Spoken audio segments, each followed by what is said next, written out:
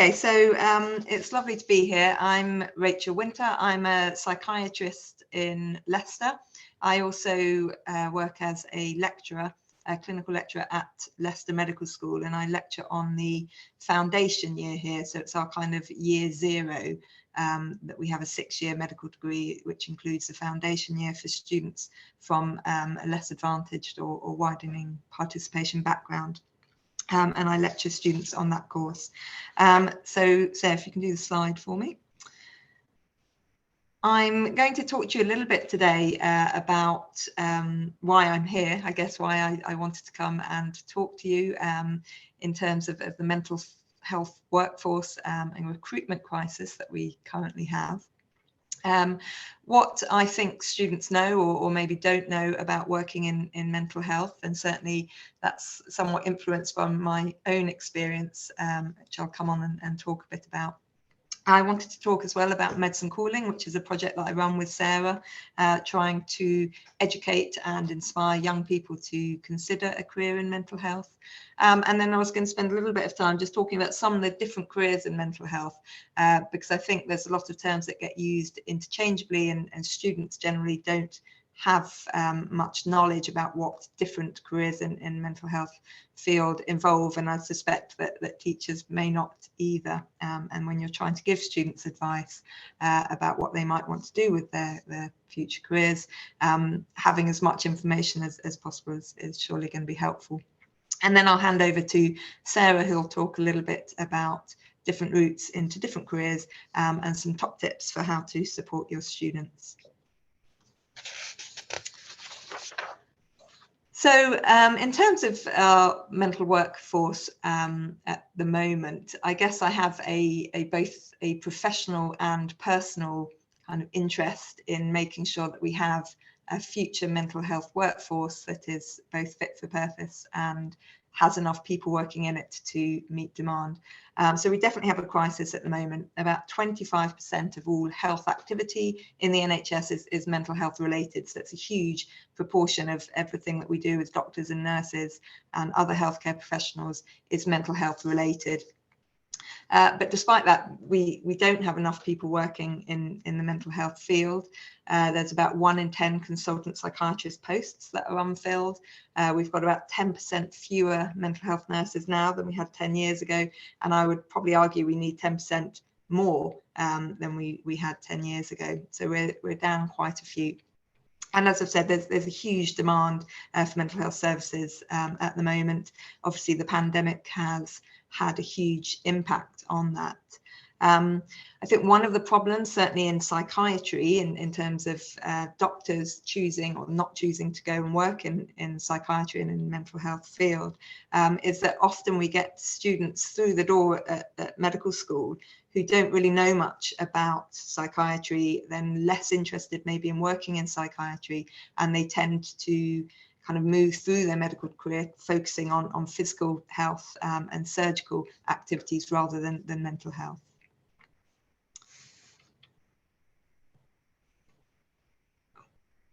Thank you. So this is a graphic taken from a report that was published a few years ago by the Centre for Mental Health, which is a think tank. They published a report on problems that I've just talked about around mental health workforce and workforce planning. And this is obviously a huge problem for the Department of Health and the government and the NHS at large, that we just don't have enough people working in this field. And this big report came out, and there were 4 key kind of calls to action that came out of it. And the first one was to have a real drive to try and get mental health careers to be promoted in schools and colleges. I think there's evidence to suggest that students really make up their mind quite young in terms of what they want to do with their lives. And many of them, I think, just don't have the right information at the right time to make a really kind of informed choice about what they want to do. So there's this big movement to try and build a kind of growing awareness and understanding about different mental health careers, and really encourage students to aspire to work in different areas. Can you move my slides, Sarah? Thank you.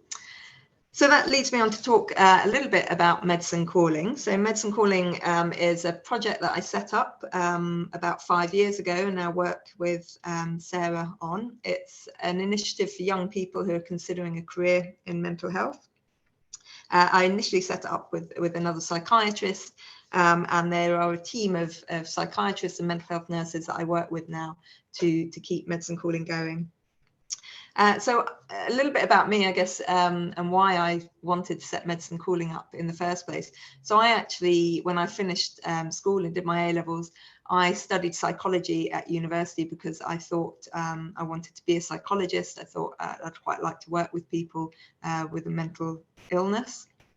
I didn't know much about psychology, really. I didn't really know anything about psychiatry or mental health nursing. But when I talked to my teachers and tutors about wanting to maybe work with people with mental illness, they told me I should go and study psychology. So I did, applied to University of East Anglia and studied psychology. And it was only really when I got to about my third year that I started to think, oh, I don't really know what I'm going to do next, and started to realise that actually my psychology degree wasn't actually going to take me into psychology. It wouldn't qualify me to be a psychologist. I would have to graduate, go and get some work experience, and then kind of come back to university really to do some postgraduate training if I wanted to be a clinical psychologist, which is what I wanted to do at the time. So I think kind of then, that was quite a long time ago, but still now there's quite a lot of misunderstanding still about different careers in mental health and different routes into those. I was quite lucky when I did my first degree that I didn't walk out with a huge debt, and so I was able to make a decision about what I wanted to do next, and rather than going down a clinical psychology route and trying to get onto the right postgraduate training for that, I chose to go back to university and study for a medical degree. So I came to Leicester and did medicine for 4 years, and then graduated and started working as a junior doctor before specialising in psychiatry. But I was able to do that before fees were just extortionate, really. Now I think students would really struggle potentially to do a degree and then think, oh, I don't know if I've done the right degree, I'll go back to university and do a different one. So that's, I guess, one of the aims of Medicine Calling, is really to try and educate young people about what different careers there are in mental health, and get them thinking about what they need to do in terms of their GCSEs and A-levels at the right time to pursue a career. So we run a series of career events and conference events each year. We focus generally on years 12 to 13, but we also run lots of events for years 10 to 11, and we've just started doing some events for years 7 to 9, which has been really good fun too. We have a website there, and our website's actually just in the process of being updated and overhauled, so it might be a bit out of date, but hopefully by the summer it'll have lots more information on it. So about a year after I set Medicine Calling up, I wanted to kind of go into schools really and find out a bit more about what students, particularly students who are studying psychology, like I had studied psychology, thought about their future careers and why they were interested in psychology, and why they were thinking about doing psychology at university. And this interest kind of came out of being a psychiatrist, really, and realizing that at medical school there are all of these trainee doctors, essentially, students who are about to graduate and become a medical doctor, and only about 2 to 3% of them then choose to go into psychiatry. Most of them don't choose to go into psychiatry, and we probably need about 6 or 7% of medical students to choose psychiatry when they graduate, to fill all of our vacancies and not to rely too heavily on overseas doctors. But it's probably one of the least popular specialties in medicine, unfortunately, and I think it's a fantastic job, but a lot of doctors are less aware of psychiatry, and I don't think really understand psychiatry as part of medicine when they go into medical school. And on the flip side of that, I think we have a huge number of students who are really interested in working in psychiatry or mental health services, but don't realise that medicine and psychiatry is one of the routes they could take. They think they need to go down a psychology route to get there. So we ended up with a lot of students studying psychology degrees, maybe not then going on to work in psychology and psychiatry, when we've kind of on the other side don't have enough people in psychiatry. So I wanted to kind of find out really from students themselves what they thought. So I went into various colleges and schools in Leicestershire and did some focus groups. And some of the things that we found out was generally that students are really interested in psychology because they want to work with people in a therapeutic way of some kind, and work with people with mental illness. We found out that lots were really interested in working particularly with children, or in a forensic setting. So forensic psychologists seem to be a really popular idea that students had, that if they did a psychology degree, they could then work in a forensic setting. And I think that's often influenced by whatever's on kind of Netflix or the telly at the time. Certainly when I was doing psychology, or before I did psychology, when I was at doing my A-levels, I was really interested in forensic psychology because Cracker was on. And I don't know if anyone, I've probably given my age away there, if anyone remembers Cracker, but it was a criminal psychologist. I think it was Robbie Coltrane, was a criminal psychologist, and it definitely kind of influences what people think about different careers. We found that lots and lots of students had very little understanding really of what a career pathway in psychology would look like. So lots thought that they would do psychology, maybe get a bit of work experience for a few months, and then be a psychologist in a clinical field. I think very few had a really good understanding of what it would actually take to be a psychologist in terms of higher education after their undergraduate degree, postgraduate training. I think a lot of them knew very little about psychiatry. They certainly didn't really understand the difference between psychiatry and psychology, and almost none understood that psychiatry was a branch of medicine and that you needed to do a medical degree to become a psychiatrist. And most of them had never considered mental health nursing. But when they talked to us about what they saw themselves doing, maybe in 5 or 6 years, if we said, so you're doing your A-level psychology at the moment, you want to go to university and study psychology, what do you see yourself doing in the future? They tended to talk about a role where they would be working with patients, they would work with people with mental illness, they would work in a therapeutic way, maybe assessing them, diagnosing them, treating mental illness. And in my mind, at least, what they were describing was very much the role of a mental health nurse or a psychiatrist rather than the role of a psychologist. So I think from those focus groups, we really found that there was a lot of confusion in students about what they wanted to do and why they were doing it. And for me, I just thought, well, you know, you're at such a critical time in your life, you're going to be potentially getting yourself into a huge amount of debt, and you really need to make really good informed choices. So I certainly would never discourage anyone from doing a psychology degree, but I do think that students really need to know why they're doing it and what they want. Okay, next slide, please. This is a paper that was published just a couple of months ago at the end of last year, pretty much kind of doing a similar piece of research to what I did a few years ago, but surveying a load of secondary school children, and again just finding that their knowledge and understanding of what a career in psychiatry would look like and how they would get there, that knowledge was just really lacking in terms of career choices. Okay, next slide, please. So I was just going to talk a little bit about various different mental health careers. I'll focus more on what I know, or what I know most about, which is obviously being a psychiatrist, but talk a little bit about psychology and mental health nursing too, and then just very quickly about some of the allied healthcare professions that students could be supported into.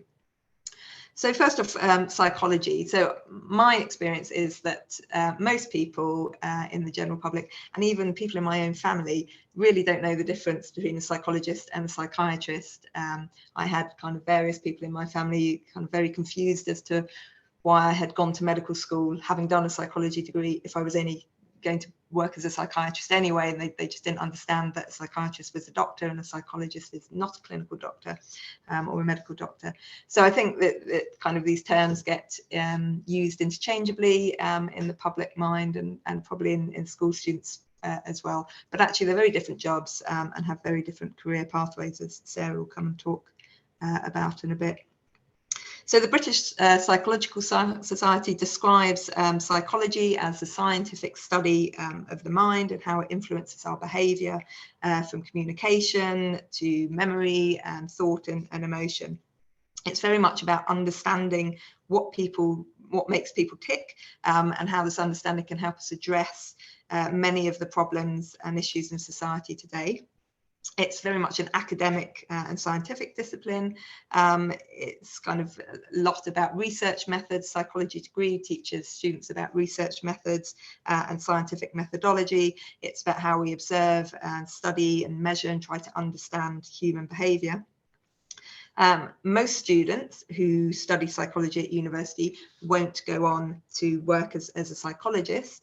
There's lots of different roles that graduate psychologists can take on. Some of them are in psychology and some not, but about 25% of psychology graduates go on to postgraduate study in psychology in order to become a chartered psychologist, so a kind of registered psychologist with the British Psychological Society, and that can be in lots and lots of different areas of psychology. So it might be in sports psychology or educational psychology or mentoring and coaching, or they might work in research or work at universities, and some will go on to do a clinical psychology qualification. And it is clinical psychologists, I think, that most students who want to work with patients kind of think in their minds that that's what they want to do. That's their ultimate goal, is to become a clinical psychologist. But clinical psychology is very competitive. You need a psychology degree. I think you'd usually be looking at least a 2-1 in an undergraduate degree. You need at least 12 months, if not 2 or 3 years of work experience to be able to then apply for a clinical psychology doctorate. So that's a 3-year kind of postgraduate degree, which is pretty much at PhD level, and highly competitive to get onto. And clinical psychologists, once they're employed, once they're qualified and start working with the NHS, there's a huge range of opportunities that they can do. But as I've said, it's only a very small number of students who study psychology that will go on to become a psychologist in terms of working with patients. Slide, please.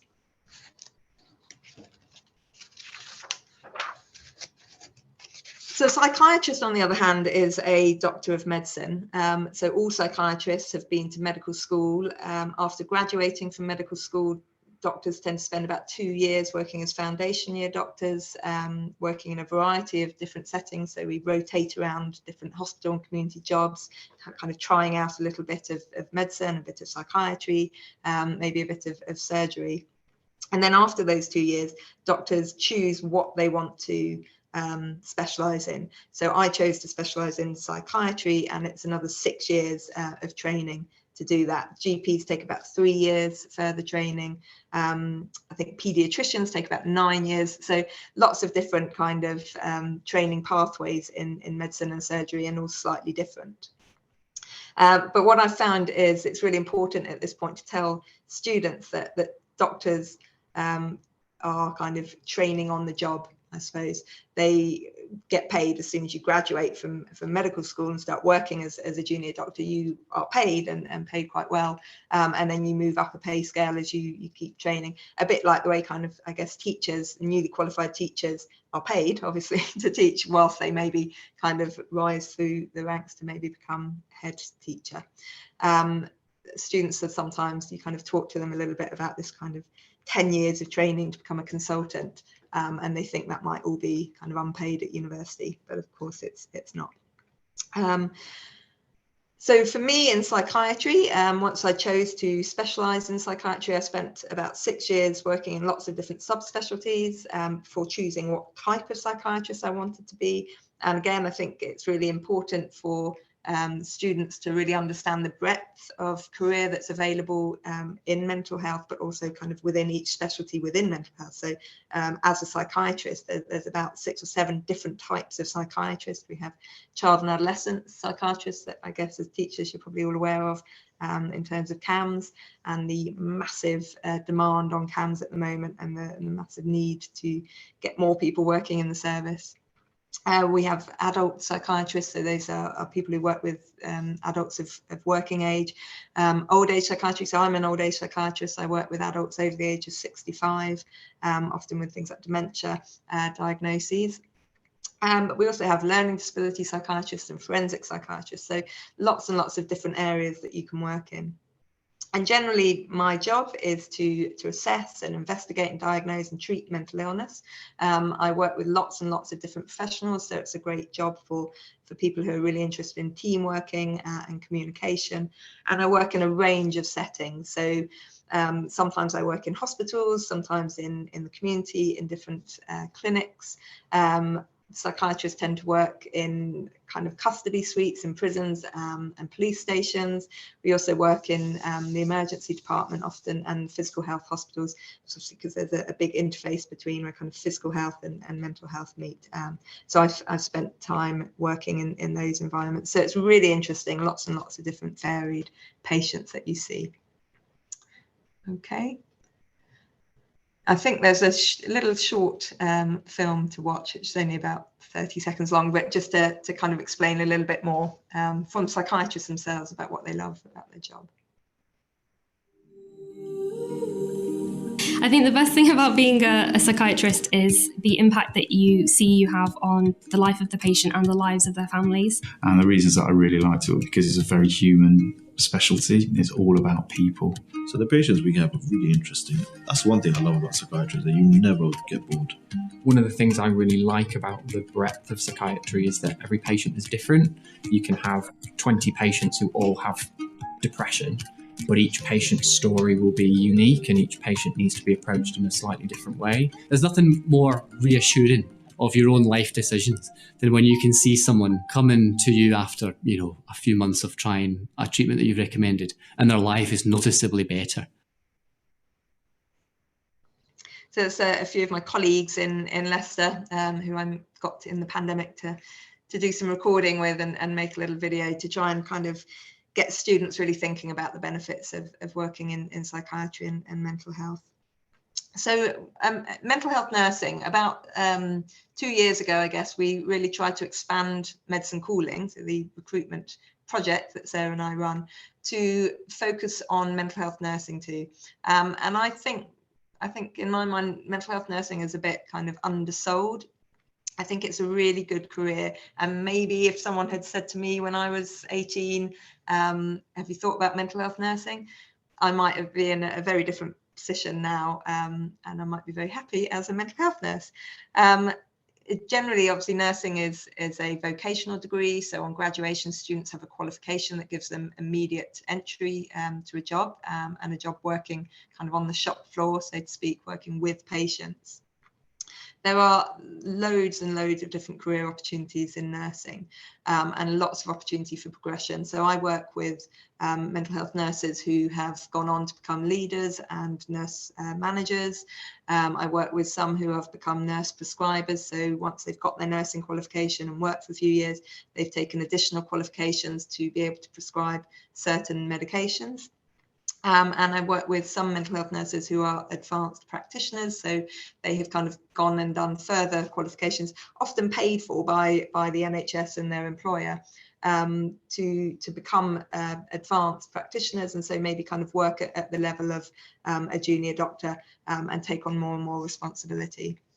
And just like psychiatrists, mental health nurses work with patients in the community and on the wards. We often work with people in prisons and the probation service and the police. So in Leicester, we have a triage car where mental health nurses work with police on their shifts and kind of go out around Leicester and Leicestershire and can kind of divert some people who have maybe picked up for kind of odd or bizarre behaviour, and they can divert them to a mental health unit rather than into custody or police stations. So there's absolutely loads and loads of different areas that mental health nurses can work in. And I think that it's, in my mind, it's a much more varied job than a psychologist. A psychologist is a bit more focused on kind of one-to-one working in a particular area. They do work in different areas, but a lot of kind of group therapy or therapy, one-to-one therapy, maybe in the community or in hospital patient inpatient wards. Mental health nurses tend to work a bit more kind of hands-on, I think, with patients. And certainly all those psychology students that I spoke to a few years ago were so interested in working in prisons and the police service and working in forensic settings. But I think there are very few forensic psychologists generally, so there's quite a competitive job to get into. On the other hand, kind of working as a forensic mental health nurse, there are job vacancies everywhere, so it might be an option for some. Okay, this is another little clip just with a few nurses from Leicester talking about why they love their job.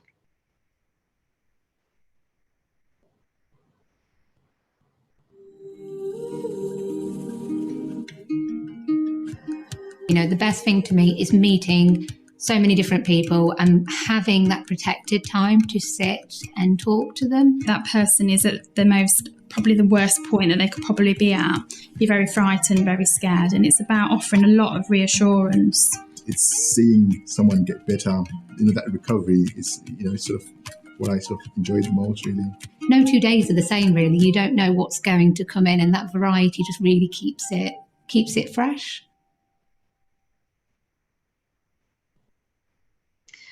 Okay, so this is a slide that a table that I put together just because I thought it might be helpful to summarise a little bit about what these different jobs entail and the different kind of key points that maybe students might be interested in if they're trying to find out a bit more about careers that might be open to them.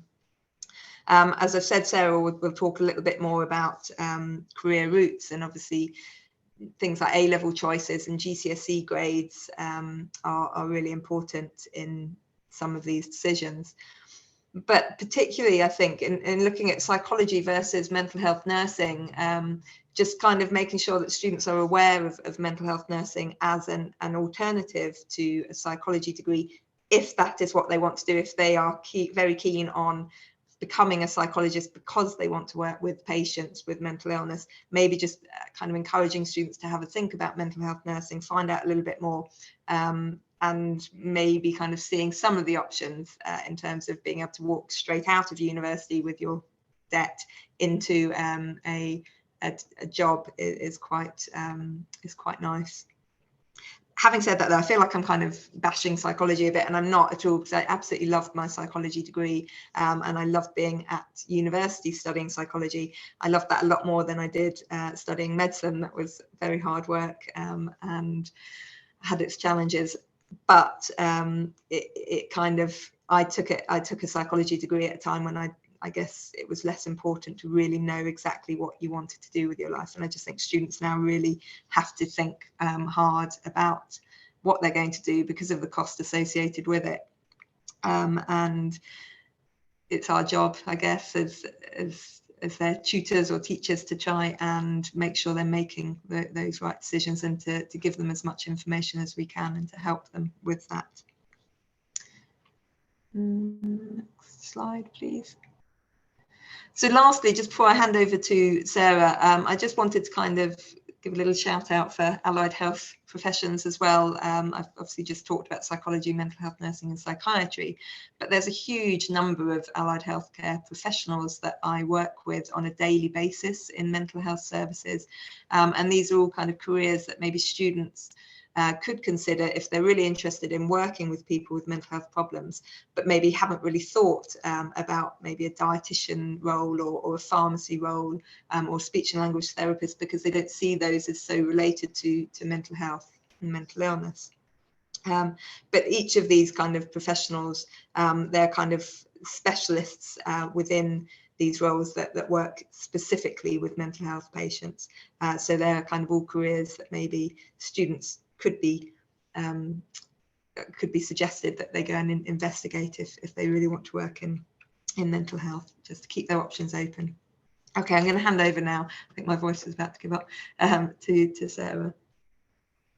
Thank you, Rachel. So yeah, in the next sort of section of the presentation, I'm just going to sort of briefly go over what students might need to think about if they are interested in some of these careers. What I will say is, for those of you that attended the Midlands conference on the 17th of March, I sent you a booklet that's got lots of useful resources in. For those of you that have just signed up recently to this webinar, I will email that to you after this session, so you've got that booklet, which again has got lots of this information in it and also useful resources. Because what I will say is some of the sort of routes into medicine, routes into healthcare careers, sometimes it's a bit more complicated. There's a few extra steps than maybe some of the degree programmes. So we're hopefully going to be able to help you be able to advise students, but equally I could probably talk for an hour just about applying to medicine. So forgive me that it is a bit brief, but hopefully it will give you a start, and then I will follow up with some further resources via email to support you further. So routes into psychology. So as Rachel mentioned, if students are interested in becoming a psychologist, they generally will need to study psychology at university. Most psychology degrees generally look a little bit at your GCSEs. So at Leicester, for example, we ask for a 4 in English, Maths and a Science, and that's generally true across universities. So GCSEs are important. Generally with psychology degrees, they generally also accept a wider range of qualifications, whether that's A-levels or BTECs, and most generally ask for at least 1 science, and that does include psychology. So it's good to know to make sure students are studying the right sort of post-16 options. And then most psychology degrees are 3 years at university. And what's really important is that students study a psychology degree that is BPS accredited, so British Psychological Society accredited. And what that means is it allows students to later on apply for the doctorate courses if they want to train to become a psychologist. If they haven't got the BPS accredited university degree, they have to do an additional qualification before they can apply for some of those courses. So it basically, again, helps save them a year, and as Rachel mentioned, helps save some of the funding options as well. So that's really important to be making sure students are looking for that BPS accreditation. And then if they want to become a psychologist, as Rachel mentioned, they generally need a few years work experience in a mental health setting before they then will apply for a doctorate. If they want to become a clinical psychologist, that was 3 years for a doctorate in clinical psychology. And currently Health Education England is doing funded places for a clinical psychology doctorate.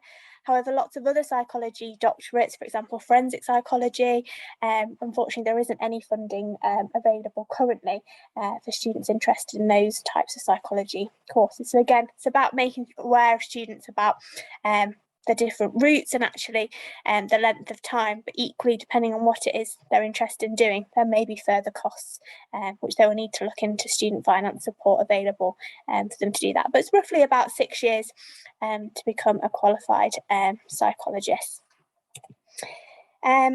In comparison, so routes into psychiatry. So if students are interested in becoming a doctor and specialising in treating mental illness, they would choose to study medicine at university. Now, most medical degrees are 5 or 6 years at university, which at that time you're a student at medical school. There's lots of sort of placements and learning depending on the university that you go to. Once you've graduated from medical school, you then start working in the NHS. That's when students start being paid and they start training on the job. So they work for 2 years as a foundation year doctor, where they rotate around different areas, basically helping them really decide what type of doctor they want to be. So for example, they might rotate around accident and emergency, surgery, GP, psychiatry, and then after they've done those 2 years, they then choose which type of doctor they want to be. So if they're interested in mental illness specifically, they would choose psychiatry, and then it's another 6 years training to become a consultant psychiatrist, so the sort of top level doctor of that, where you manage your own patients with that. So it is quite a long time for students to train to become a consultant. Equally, after those 5 years or 6 years, depending on the medical school, that's when students start being paid. Now, there are growing routes into medicine. So lots of the students we work with, not all of them necessarily will have the grades or the academic requirements needed to study medicine. And we're very aware of that. But there are a growing number of different routes into medical school. So if it is something that students are really passionate about, being able to advise them to explore different routes into medicine will be really, really valuable. So there's often mainly two standard routes for students finishing school. So you your standard entry medicine courses, which generally they will look very closely at your GCSE results. So it's really important that if you do support younger students, you really place that emphasis on their GCSEs. So at Leicester, we say you need a minimum of a B or a 6 in English language, maths and 2 sciences for our standard entry course. We then will only accept A-levels for the post-16 qualification. So again, it's about advising them to study the right post-16 qualifications, as not many medical schools will accept alternative qualifications over A-levels. And generally, most medical schools will be looking around the 3 A's mark. Some ask for A-star, a couple ask for AAB, so it ranges. And most ask for 2 sciences. But what's really important is it used to be all medical schools pretty much used to ask for biology and chemistry A-level, but there is a growing choice of A-level requirements at different medical schools. So for example, at Leicester, we ask for 1 of biology or chemistry and 1 of biology, chemistry, physics, maths or psychology, which obviously again opens up a whole pool of students that maybe they thought, I can't stand chemistry, I can't think of anything worse than doing chemistry A-level. They have got that option to maybe do biology and psychology A-level, and they would still have the right qualifications for Leicester's medicine course.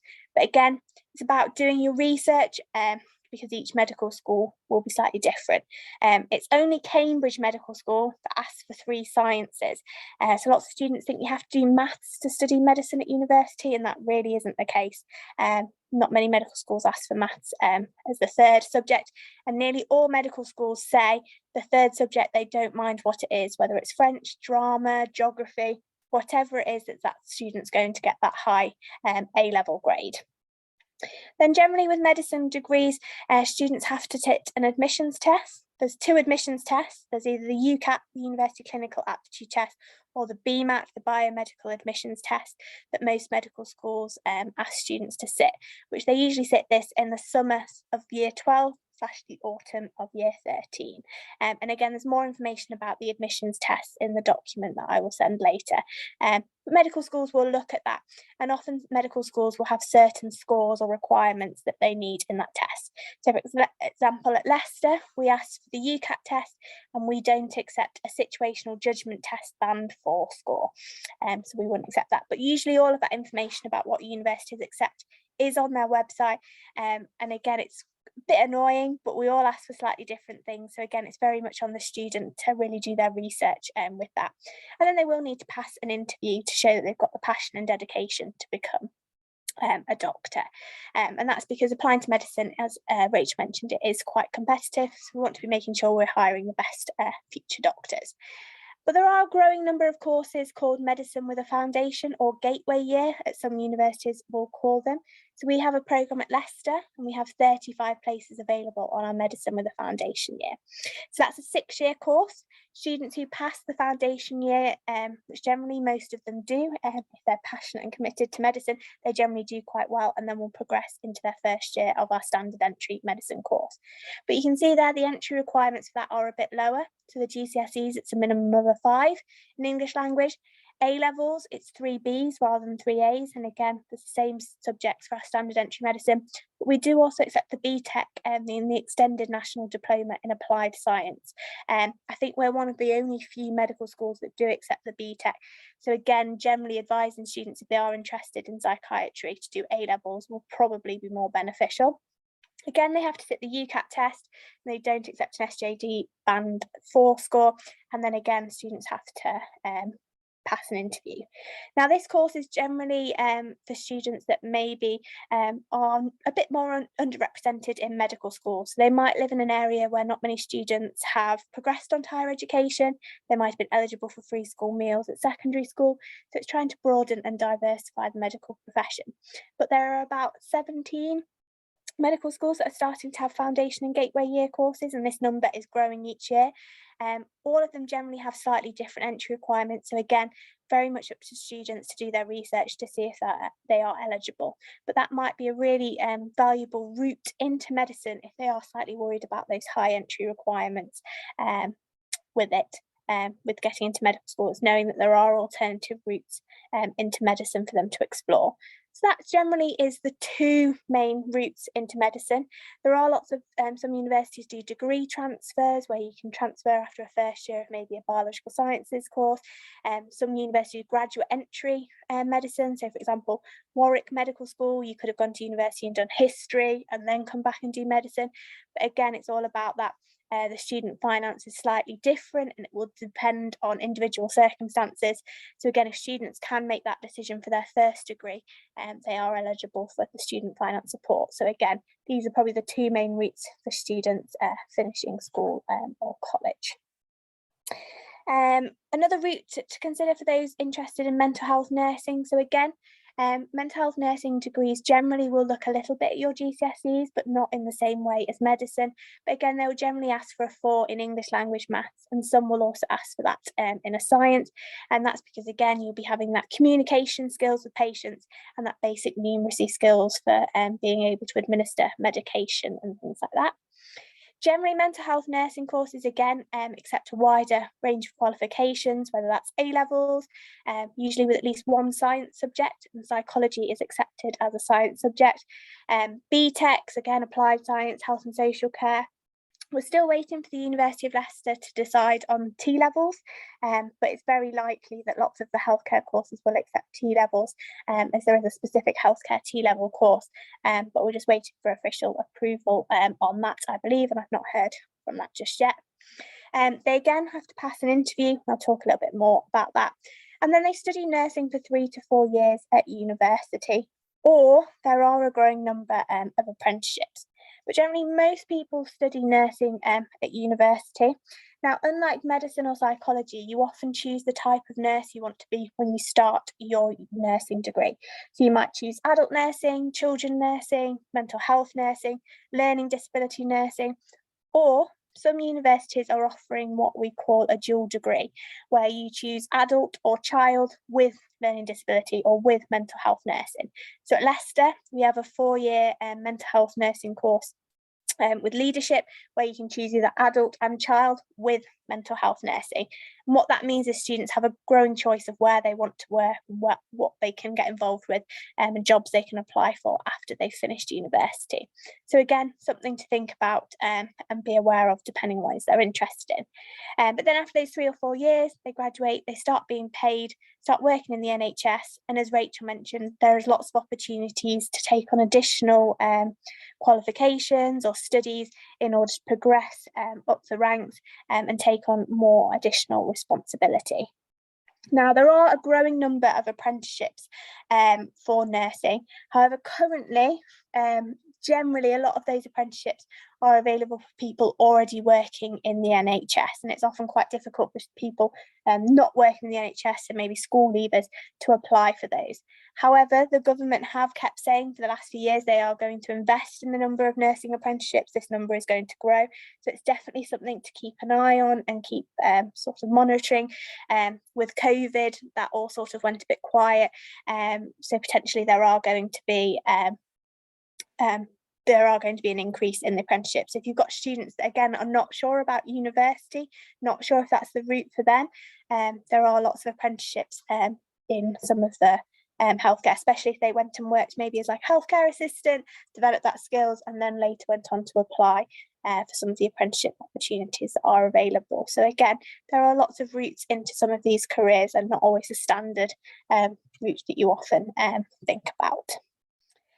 So before we finish for questions, just some top tips, and again, just sort of reiterating some of what Rachel said, do just encourage students to research different career options, not just psychology.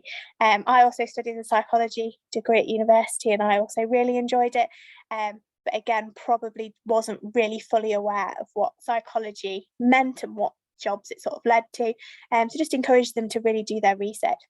And the NHS Health Careers website is quite a good one. It's showing all of the different sort of healthcare options and their role and how they link to mental health. If you've got students specifically want to find out more about psychiatry, there is the Royal College of Psychiatry's website, and also, as Rachel mentioned, our Medicine Calling website, which hopefully will be launched mid-June. It is up and running at the moment, but there are a few glitches, so apologies for that.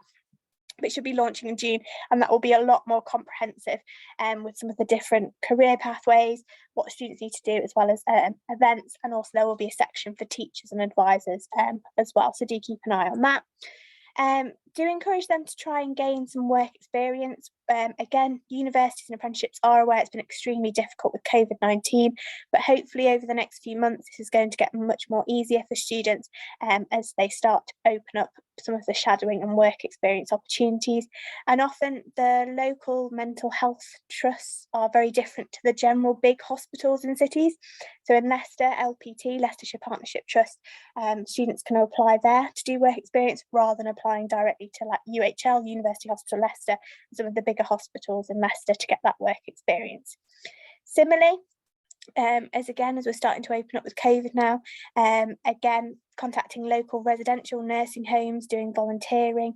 Again, lots of the patients in there might have issues with dementia, Alzheimer's, different things like that, which again, students can start to develop their work experience and develop lots of the skills needed for lots of the careers that we've spoke about today. And basically utilise websites, so signpost students to lots of the really great websites out there that have got lots of information to support students, whether applying for psychology, mental health nursing, or medicine specifically, which arguably is one of the slightly trickier courses to apply for. Do just encourage them to utilise the website, as there is a whole range of information out there. And as I mentioned, I will share the guide with you all, which has got a list of lots of different websites that you can hopefully share with your students later. So just before we finish for questions, I've just got a short final video with you to hopefully inspire you to maybe go away and inspire some of your students to consider psychiatry. People, fascinating, aren't they? Ever wondered what makes them think? What makes them feel? What makes them them? If you have, then a career in psychiatry could be for you. Psychiatry, you ask. Why would I want to do that? Wrong question. Instead, ask what if. What if your future was a journey? A fascinating journey into the most complex structure in the known universe. A journey into the human brain. What if you discovered astonishing things about the mind? How it works? How to fix it when things go wrong? What if you could help the most vulnerable in our society? Ordinary people, imprisoned by fear, anxiety, grief. What if you could give strength to those battling addiction, self-loathing, depression? What if you could heal wounds that can't be seen? What if you could mend a broken bond, rebuild a shattered future, or prevent the past from fading? What if you could turn darkness into light, turn despair into hope? And what if one day you could save a life? Your future in psychiatry is calling. What if you answered?